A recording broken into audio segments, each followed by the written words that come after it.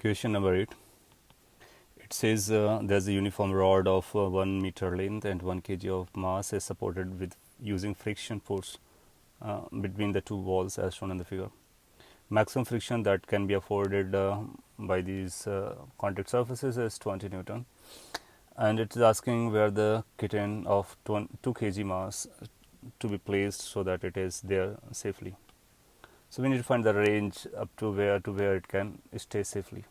The most safest point is going to be center point, because at the same when it is center point, you will find the two frictions will be having maximum values, or two frictions will be having the same values, basically same values. And then we can think of what the maximum up to where it can go.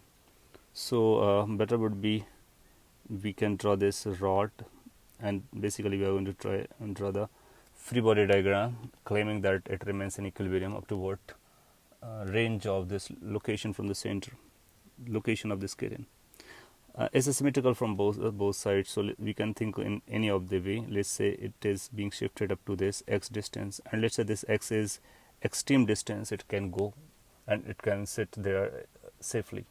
That means beyond this location, if it is placed, so it will not be safe. Now you'll find this friction will be acting upward, here friction will be acting upward. The mass of the kitten will be applying a force on this, which is going to be 20 Newton, and the mass of the rod being uniform will be acting at the center point. It's going to be 10 Newton, 1 into G. We are considering G as 10. Now this must be just at equilibrium, and when it is just at equilibrium, this force is going to be has to be larger as compared to this force, because the weight is more towards this by using common sense, or we can use the torque technique. So F1 should be reaching to the limiting value, so F1 should become 20 Newton. Now force equilibrium or force balance will say at equilibrium F1 plus F2 must be equal to 20 plus 10, that is 30 Newton.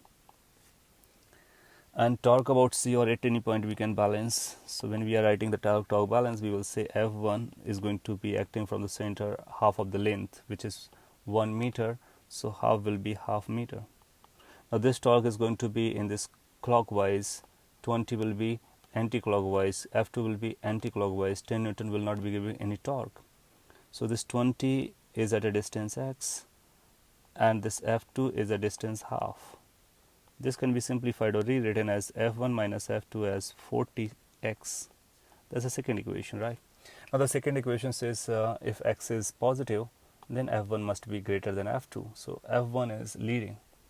Now using 1 and 2, we can add the 1 and 2 together. When we are adding 1 and 2 together, so 2F1 is going to be equal to 30 plus 40x.